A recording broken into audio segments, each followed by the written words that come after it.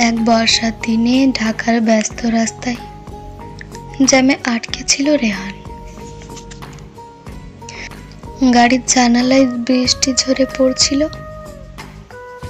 বৃষ্টি দেখলে রেহানের মন অজান্তে উদাস হয়ে যায়। মনে পড়ে ছোটবেলার গ্রামে কাটানো দিনগুলোর কথা, যেখানে এই বৃষ্টির মাঝে প্রকৃতি যেন নতুন রূপ নেয়। ঠিক তখনই রাস্তার ধারে দাঁড়িয়ে থাকা এক মেয়েকে দেখে রেহানের মনটা কেমন যেন করে উঠল। মেয়েটির পরনে ছিল একটা হালকা গোলাপি শাড়ি, ভেজা চুলে একটা মায়াবী ভাব ছিল। তার হাতে ছাতাটা উপরে তোলা ছিল, কিন্তু বৃষ্টির কারণে পোশাক পুরো ভিজে গেছে। রাস্তার ব্যস্ততা আর হই হুল্লোড়ের মধ্যে মেয়েটি কেমন যেন এক অদ্ভুত শান্তিতে দাঁড়িয়েছিল, যেন পুরো পৃথিবী থেকে বিচ্ছিন্ন। রেহানের চোখ মেয়েটির থেকে সরাতেই চায় না, কিন্তু এই শহরে জ্যাম কেটে গেলে আর এক মুহূর্ত দাঁড়িয়ে থাকার উপায় নেই। তাই মন খারাপ নিয়েই আবার সামনে তাকালো। দিন কয়েক পর অফিস থেকে ফেরার পথে আবারও সেই মেয়েটির সাথে দেখা পেল, কিন্তু এইবার সে একা নয়। হাতে কিছু বই ছিল আর তার পাশে দাঁড়িয়ে ছিল একটা ছোট্ট মেয়ে, হয়তো বোন হবে। সেদিন মেয়েটিকে দেখে রেহানের মনে হলো তার চোখে গভীর কিছু লুকানো আছে, হয়তো কোনো কষ্ট, হয়তো কোনো গল্প। একটা কৌতূহল তাকে বারবার মেয়েটির দিকে টেনে নিয়ে যাচ্ছিল। সে বুঝতে পারছিল মেয়েটির চেহারার কোনো আকর্ষণীয় সৌন্দর্য নেই,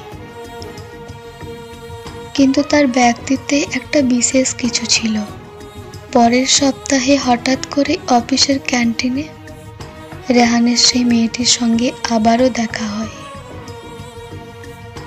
মেয়েটি এক কোণায় বসে একটা বই পড়ছিল, চোখে চশমা আর মুখে একটা শান্ত অভিব্যক্তি। আর দেরি না করে রেহান এগিয়ে গেল মেয়েটির দিকে, গিয়ে হাত বাড়িয়ে বলল, হ্যালো, আমি রেহান।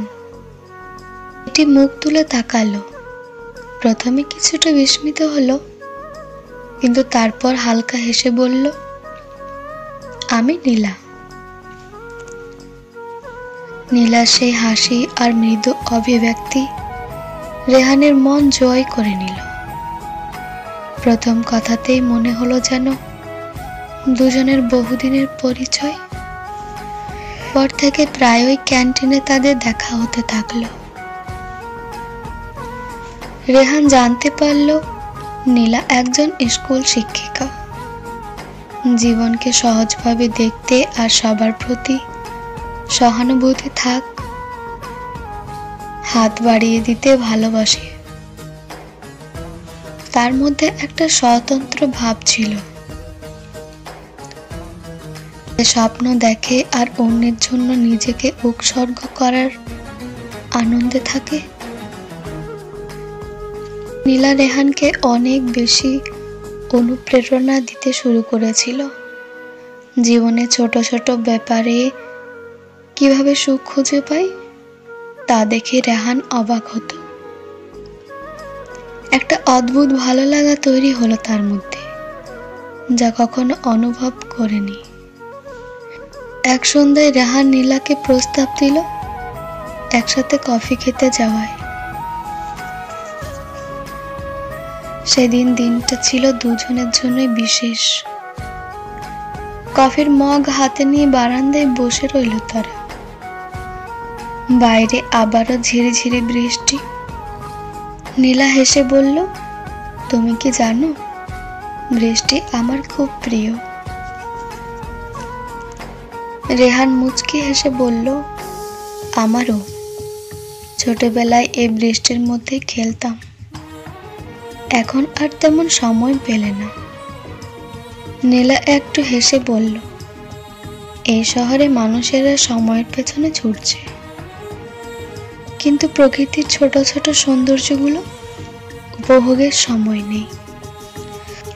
সে রাতে তারা অনেক বেশি গল্প করে যে যার মতো বাড়ি ফিরে গেল, জীবনের কষ্ট, স্বপ্ন, চাওয়া পাওয়া নিয়ে।